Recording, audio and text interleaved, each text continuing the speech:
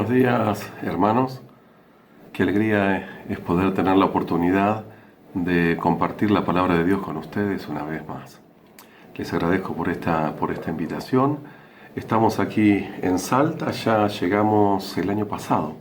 El año pasado, ya en fin de marzo, estuvimos por aquí y estamos ya hace más de un año.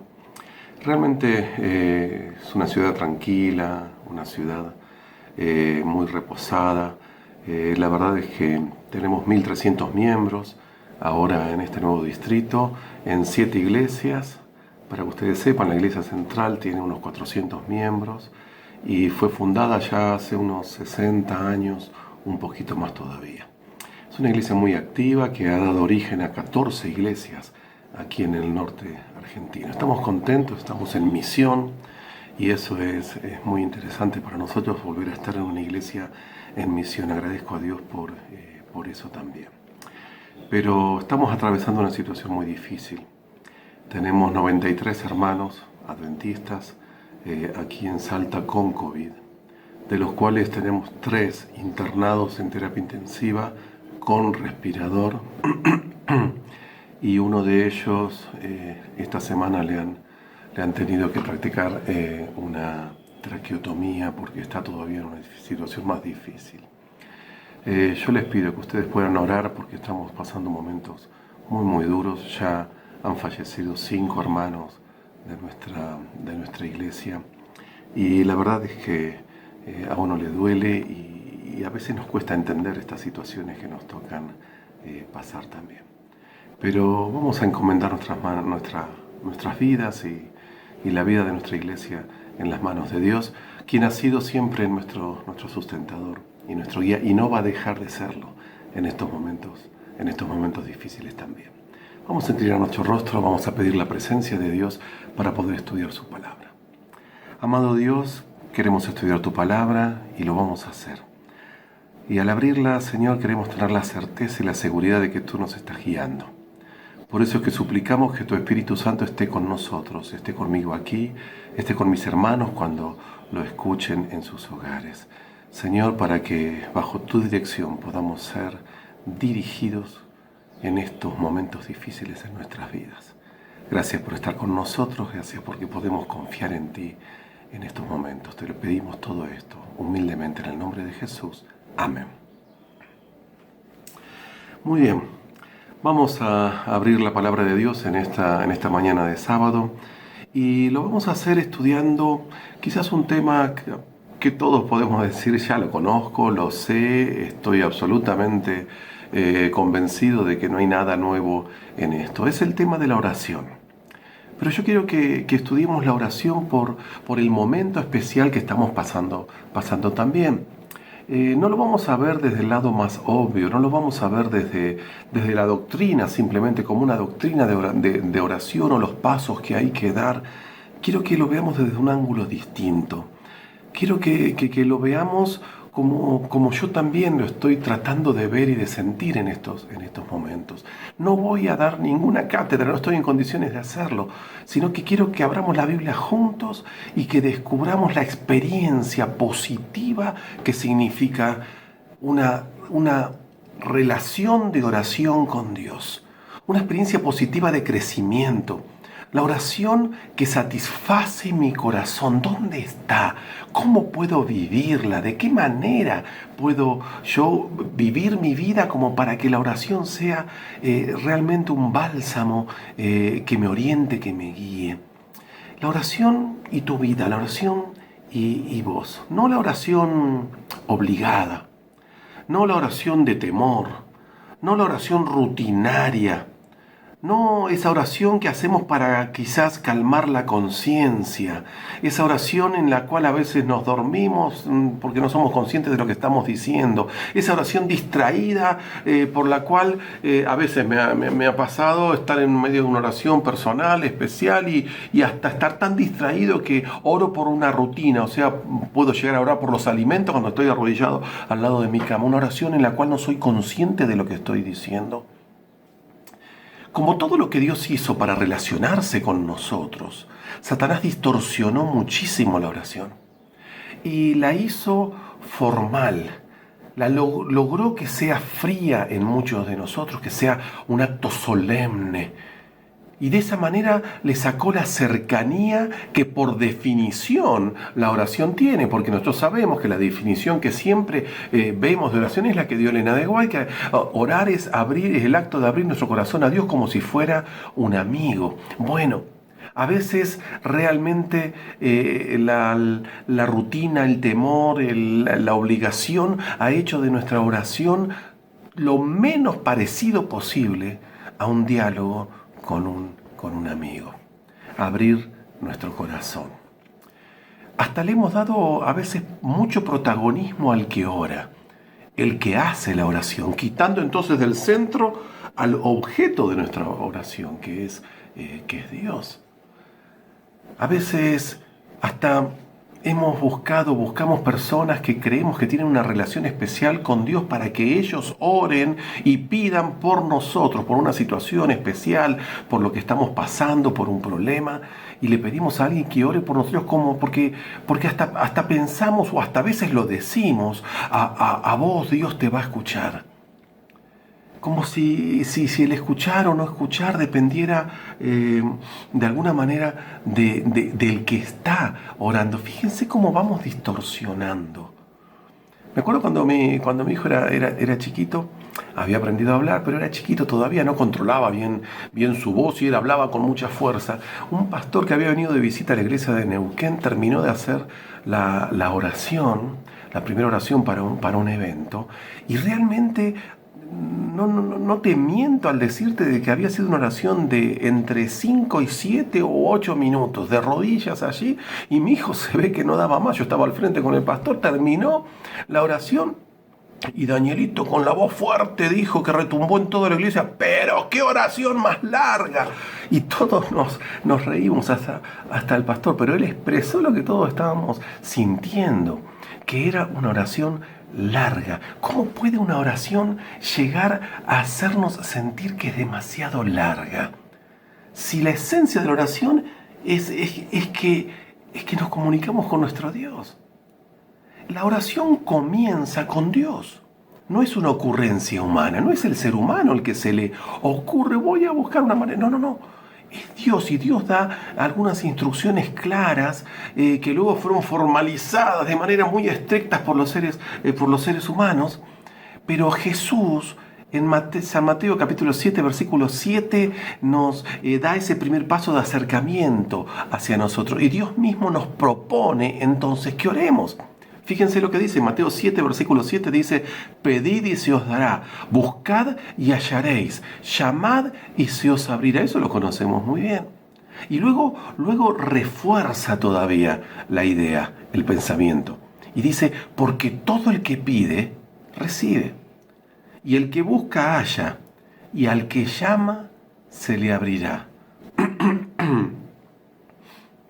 Dios propone ese vínculo de ida y vuelta entre el hombre y Dios, sin un intermediario humano, sin que haya una razón o una fórmula para que Dios escuche, o la ausencia de esa fórmula haga que Dios no te escuche.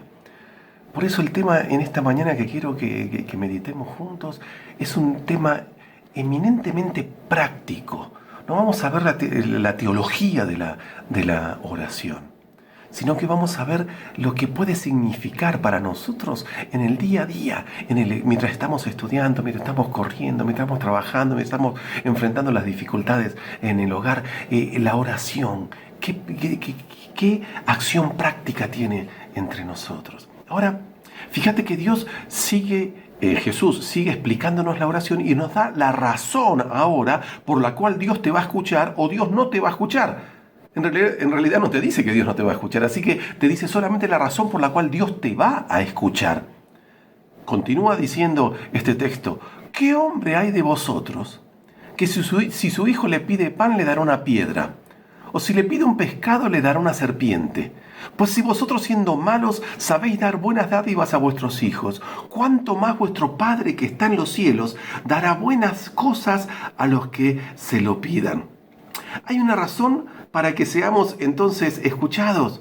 Y en esa razón existe una habilitación también para que seamos escuchados. Entonces, hay una razón para que seamos escuchados y hay una habilitación para que seamos escuchados. La razón para que seamos escuchados, dice Jesús, que es porque somos sus hijos. ¿Quién de ustedes no atiende a sus hijos? Dice Jesús. Cuanto más tu Padre que está en los cielos. Entonces no entra en la lógica o en el pensamiento de Jesús que alguien pueda sentir o pueda pensar que de alguna manera, por alguna razón, Dios no lo va a escuchar.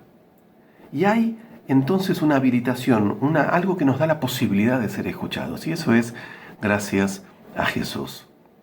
San Juan 14, versículo 13, nos dice: todo lo que pidieres al Padre en mi nombre, lo haré, para que el Padre sea glorificado en el Hijo. Debemos acercarnos a Dios en el nombre de quien nos da esa posibilidad de hacerlo, porque somos pecadores. Y esa posibilidad ha sido dada por Jesús. Porque Dios envió a su Hijo al mundo entero porque nos amó demasiado, dice San Juan 3:16. Ahora sabemos que Ahora vemos que la oración no es un delivery tampoco. No es que pedimos a Dios y, como dijo alguien, caen paquetitos del cielo en respuestas a nuestras oraciones. Pero Dios pide que oremos y que entremos en una relación de confianza real con Dios. Y vamos a ver que la oración se basa en la confianza. Y el resultado de la oración también se basa en la confianza. Para que la oración tenga un resultado realmente positivo, tiene que haber una confianza tremenda entre el hombre y Dios. Nuestra oración no puede ser un rito, no puede seguir siendo una doctrina apenas. Dios quiere que sea una experiencia. Y hasta que no sea una experiencia, nuestra oración no vale nada. Puede llegar a ser una tortura, un cargo de conciencia, como dijimos, puede ser una obligación. Primera de Juan, capítulo 5, versículo 14, nuestro Señor Jesucristo nos dice a través de San Juan: y este es el testimonio, que Dios nos ha dado vida eterna, y esta vida está en su Hijo. El que tiene al Hijo tiene la vida. El que no tiene al Hijo no tiene la vida.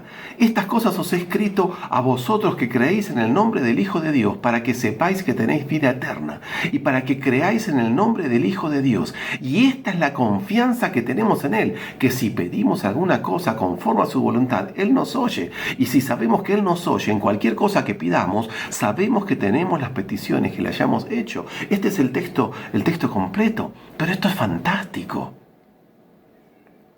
Si tenemos a Jesús, creemos en su nombre, y si creemos en su nombre, la consecuencia completa, total, es que vivimos bajo la dirección de ese Dios, y ese Dios va decidiendo lo que va a suceder y lo que no va a suceder en nuestra vida, en base a sus respuestas. Fíjense que esta era la manera que vivía el apóstol San Pablo.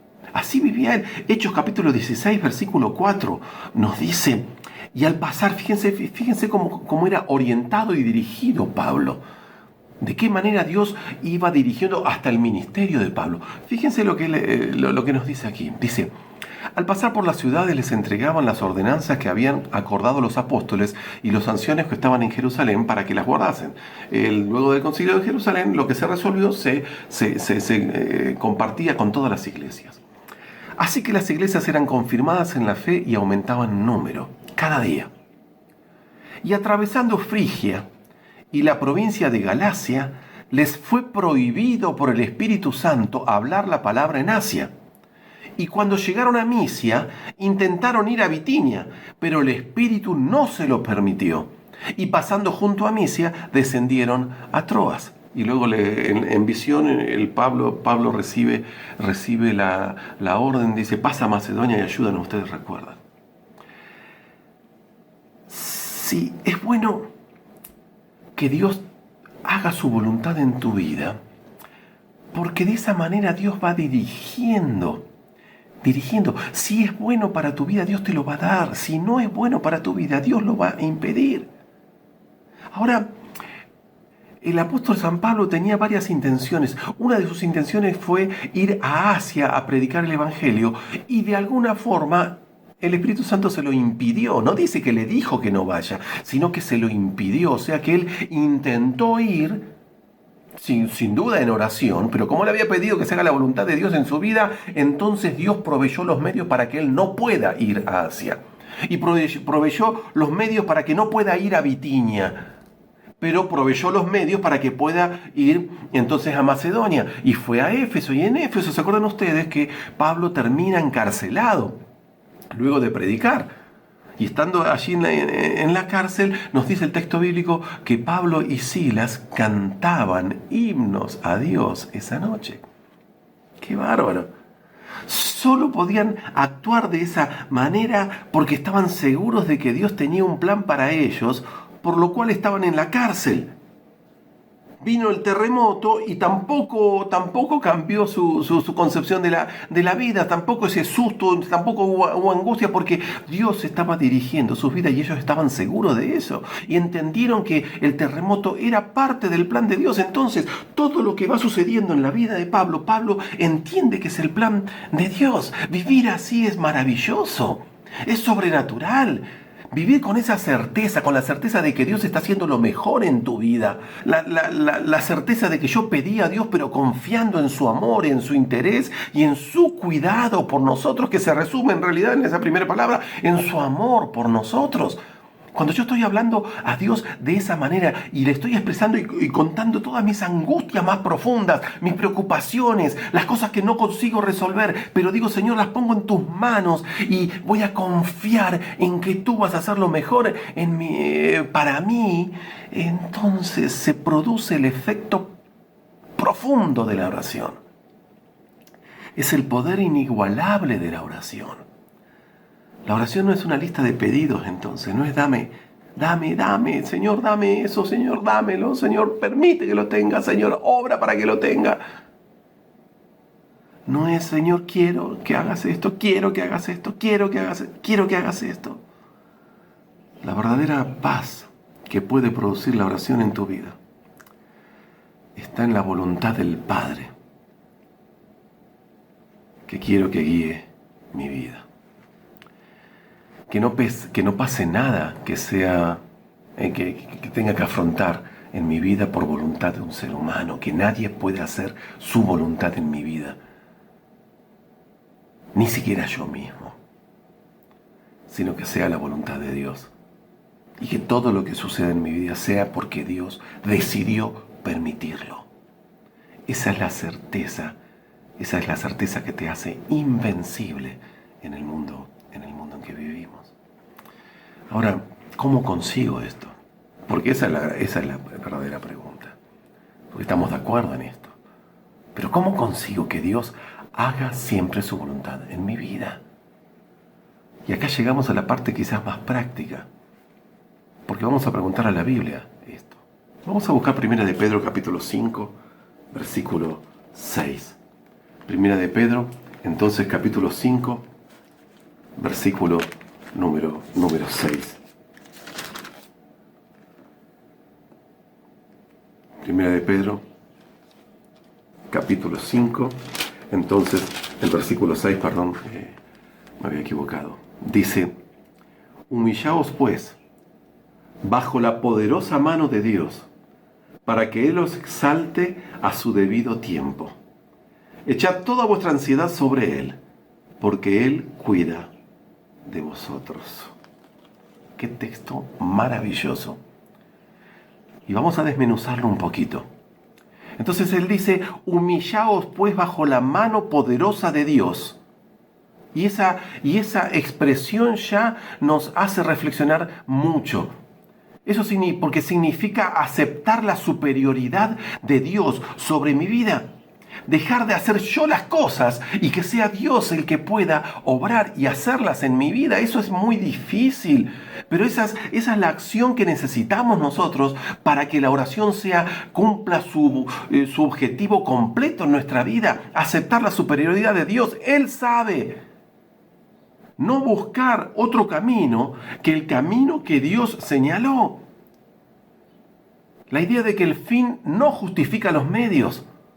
No autoconvencernos. Que lo blanco siga siendo blanco y negro negro, aunque yo precise, capaz que humanamente para resolver algo necesito un poquito de pasar por una zona bastante gris, oscura, pero bueno, pero el objetivo final lo voy a resolver. No, no, no. Deja que Dios lo haga por los caminos correctos. No entres en el camino que Dios no puede bendecir y que toda tu vida, que tu acción, que tu trabajo, que las decisiones que tomas en tu trabajo, para tu empresa, para la empresa para la cual trabajas, sean decisiones que Dios pueda bendecir también. No busques atajos. Permanecer firmes en la verdad, ¿te acordás como dice Elena de White? Aunque como la brújula al polo. Dios no necesita que vayamos por caminos extraños para darnos lo que necesitamos. Si seguimos este mismo razonamiento, significa entonces que si conseguimos algo por caminos que no son los caminos que Dios pueda bendecir, entonces no es Dios el que nos dio eso. Nos confundimos tanto que a veces hasta oramos agradeciendo cosas que Él no nos dio, porque las conseguimos por caminos, por atajos, por caminos que Dios no puede bendecir en nuestra vida. Entonces, por favor, no agradezcas a Dios por eso, porque Él no te lo dio. Humillémonos delante del Señor. Ahora fíjate que dice, humillémonos bajo su mano poderosa, bajo la mano poderosa de Dios. La mano poderosa, su mano sobre nosotros. Es la mano de Dios. Él está sobre tu vida. Es más poderosa que vos. El consejo inteligente del apóstol Pedro es humillate delante de Dios porque estás bajo su mano poderosa para que Él os exalte. Fíjense qué lindo. Entonces, nos humillamos delante de Dios, estamos bajo su mano poderosa y Él te va a exaltar. Entonces, Él te va a exaltar. No va a ser la gente de tu trabajo, ni siquiera va a ser la gente de la iglesia, ni va a ser tu hogar, tu familia, tus vecinos. Deja que Él lo haga, que Él sea el que te exalte, pero Él te va a exaltar, dice también el versículo, cuando fuere el tiempo correcto. Nada mejor que el tiempo de Dios para darte las cosas, para darte el éxito, para exaltarte. Él conoce cuándo es el mejor momento. Y el texto completa el pensamiento de Pedro diciendo, echando toda vuestra ansiedad sobre Él, porque Él tiene cuidado de vosotros. O sea que mi vida emocional, mis ansiedades, también van a estar en sus manos. El apuro porque las cosas sucedan cuando yo quiero y como yo quiero. Nada de eso debe estar presente en tu oración. Deja tus planes en las manos de Dios. Dejar la ansiedad por el trabajo, por la familia, por los problemas, en el corazón, sobre el corazón de Dios. Él te lo propone, porque dice que Él tiene interés en nosotros, Él tiene cuidado de nosotros. Entonces, de esta manera, orar a Dios contribuye al crecimiento mío como persona, a vencer el estrés, al vencer las situaciones difíciles. Hermanos, nuestro cuerpo constantemente nos está dando señales de que no estamos practicando la confianza en Dios como debiéramos. Y esto no es para acusar a nadie, no mires al costado, mírate, yo mismo. ¿Cuántas cosas no puedo dominar en mí mismo? Porque son recursos de mi organismo para canalizar la ansiedad. Entonces, pensemos profundamente. ¿Cuánto efecto positivo está verdaderamente teniendo la oración en tu vida? Salmo 55, versículo 22, nos dice algo maravilloso. Dice, echa sobre Jehová tu carga, y Él te sustentará. No dejará para siempre caído al justo. ¡Qué bárbaro! Dos aspectos. Echa sobre Jehová tu carga. No importa por qué vino esa carga. No importa si son errores propios o fueron errores que otras personas tuvieron con vos, errores ajenos. No importa si son decisiones erradas o decisiones correctas que te llevaron a tener esa carga sobre tu espalda. No importa si es porque fuiste fiel a Dios o por apartarte de Dios. La solución es la misma. Trae tu carga sobre mí, dice el Señor. Echa tu carga, coloca tu carga sobre Jehová, porque Él te va a sostener. Y en segundo lugar dice, no deja caído al justo. Esa es la promesa de un Dios poderoso. No dejarás tus planes caídos. No va a dejar que se caigan tus esfuerzos. No va a dejar tus emociones caídas por el suelo, lastimado. No va a dejar tu vida. Él va a responder. Él va a estar allí para responder. En un sentido muy profundo, la oración es una experiencia de relación intensa con Dios. No puede ser una doctrina, no puede ser una obligación. Es un recurso, es un pedido que Dios nos hace, que afecta a toda nuestra persona de una manera íntegra, completa. Primera de Tesalonicenses, capítulo 5, versículo 16. Dice así, 16, 17, vamos a leer varios de estos versículos. Primera de Tesalonicenses 5, 16 dice, dad gracias en todo, porque esta es la voluntad de Dios para con vosotros en Cristo Jesús. Es hermoso entonces ver lo que Dios nos dice. La oración es también un momento profundo de gratitud y es necesario esa gratitud. Pero una gratitud no solo por lo que pasó hoy, por lo que pasó ayer. Es traer a la memoria todo lo que Dios hizo en tu vida. Es recordar de qué lugar Dios nos sacó. Es recordar las posibilidades que Dios nos dio en nuestra vida, que Dios nos regaló inclusive desde que éramos niños. Es acordarnos lo que Él hizo. ¿Cuál fue la voluntad de Dios para con nosotros en Cristo Jesús? Por eso dice, y sigue añadiendo el apóstol, estad siempre gozosos. Estás siempre gozoso porque tu vida está en las manos de Dios y lo que acontece en tu vida acontece bajo la mano del poderoso, la mano poderosa de Dios. Y luego continúa diciendo, orad sin cesar. Mantén esta relación constante con Dios. Busca una comunión intensa con tu Dios. La oración constante transforma, perfila tu personalidad. Nos cambia finalmente. No vas a la facultad de la misma manera que el que va confiado en que es la voluntad de Dios la que se va a hacer en su vida. No enfrentás el trabajo como cualquier otro. Dios nos pedía vivir. Dios Jesús no podía vivir. Y nos pide a nosotros actuar de la misma manera que Él. Jesús no podía vivir un día sin una comunión intensa con Dios. ¿Por qué luchar solo?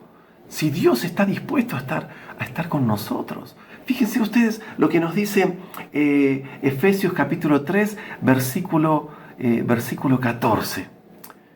A Dios van tus errores, tus fragilidades, tus dolores.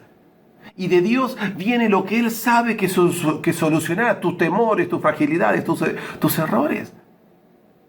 Y lo que Dios quiere que yo verdaderamente sienta, eso viene como respuesta de Dios a mi pedido. Entonces mis angustias van hacia Dios y la solución de mis angustias vienen de Dios. Por eso Efesios capítulo 3, versículos 14, dice lo siguiente. Efesios capítulo 3, versículo 14, y lo vamos a leer aquí. Dice, por esta causa doblo mis rodillas ante el Padre de nuestro Señor Jesucristo, ante Dios el Padre, de quien toma nombre toda familia en los cielos y en la tierra, para que os dé conforme a la riqueza de su gloria, el ser fortalecidos con poder en el hombre interior, por su Espíritu, para que habite Cristo por la fe en vuestros corazones, a fin de que arraigados y cimentados en amor, seáis plenamente capaces de comprender con todos los santos cuál sea la anchura, la longitud, la profundidad, la altura, y de conocer el amor de Cristo que excede a todo conocimiento, para que seáis llenos de toda la plenitud de Dios. No se puede encontrar un contacto más íntimo con Dios. No se puede entrar en contacto íntimo con Dios sin que algo ocurra en nuestras vidas. No podemos orar sin que seamos transformados.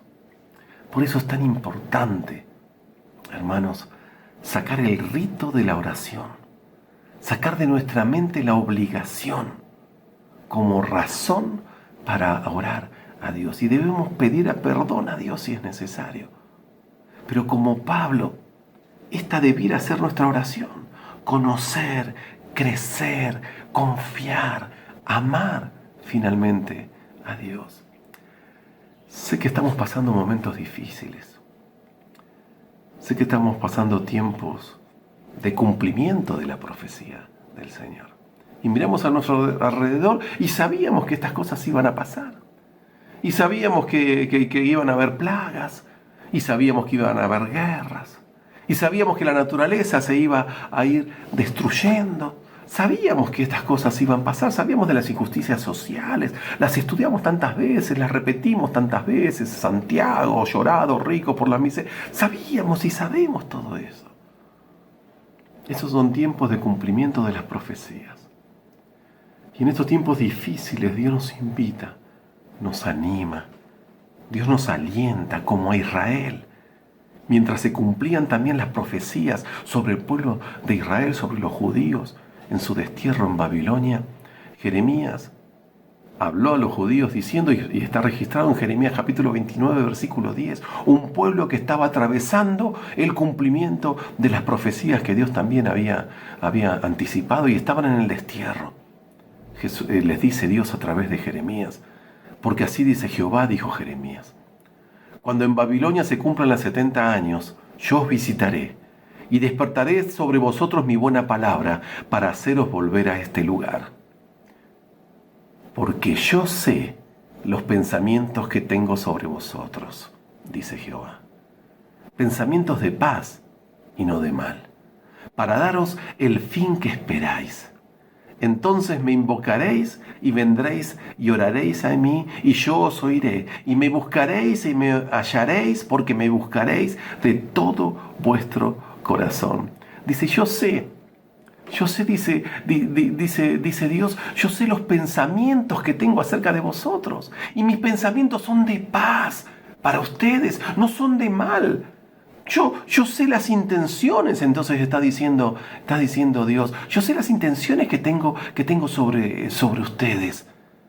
Llegado el momento, mis intenciones se van a cumplir por ustedes y les voy a dar lo que ustedes están esperando también. No tengas dudas de mis planes, te dice Dios. Quiero lo mejor para vos. Mientras todo se cumple, Dios nos dejó esta herramienta poderosa que es la oración. Para que no estemos solos, para que no estemos lejos, para que no estemos angustiados. Mateo 24, versículo 41, Jesús le dijo a sus discípulos en un momento de dificultad también: velad y orad para que no entréis en tentación. Debemos vivir la oración, debemos sentirla, experimentarla, para que tenga verdadero efecto. Debe estar basada en la confianza que tengo en ese Dios todopoderoso, y bajo su mano poderosa mi vida se va desarrollando, y el Señor permite o no que esto suceda o deje de suceder en mi vida. Dice el Salmo 27, versículo 14, espera en Jehová, esfuérzate y aliéntese tu corazón. Sí, espera en Jehová. Es mi deseo en esta mañana, hermanos, que Dios nos permita experimentar, que Dios nos permita vivir plenamente la oración. Porque la oración es el centro de nuestra experiencia cristiana con Dios. Que tu oración y mi oración estén basadas en la fe. en la confianza, en la certeza de ese Dios poderoso que se inclina para escucharme. Pase lo que pase en mi vida, sea lo que sea que tenga que atravesar en medio del cumplimiento de las profecías ante la venida inminente de Jesús. Nunca olvides su promesa. Nunca olvides que Él está ahí al lado tuyo. Nunca olvides lo que Él te prometió. Y el canto que vamos a escuchar habla acerca de esa promesa. De la promesa de la presencia de Dios en tu vida. Y yo quiero en esta mañana que terminemos escuchando este canto. Que terminemos diciéndole, Señor, yo quiero que cumplas tus promesas en mi vida. Porque siempre la promesa de Dios es mejor que cualquier ilusión mía o que cualquier cosa que yo quiera, que yo anhele. El plan de Dios es mejor en mi vida. Yo quiero que mi vida esté en las manos de Dios. ¿Y vos? Yo quiero hacer de la oración el instrumento poderoso que me permita reposar tranquilo. Yo no quiero tomar por mi cuenta las riendas de mi vida. No quiero tomar decisiones que puedan afectar luego el resultado. Quiero que Dios haga su vida, que Dios cumpla sus objetivos en mi vida. No le voy a reclamar a Dios por lo que está pasando. Voy a confiar. Eso es lo que deseo. Que la promesa de Dios se cumpla. Que el Señor te bendiga. Que el Señor nos dé las fuerzas para atravesar estos tiempos difíciles en su mano y que la oración sea el instrumento a través del cual recibamos la paz que necesitamos. Que el Señor te bendiga. Amén.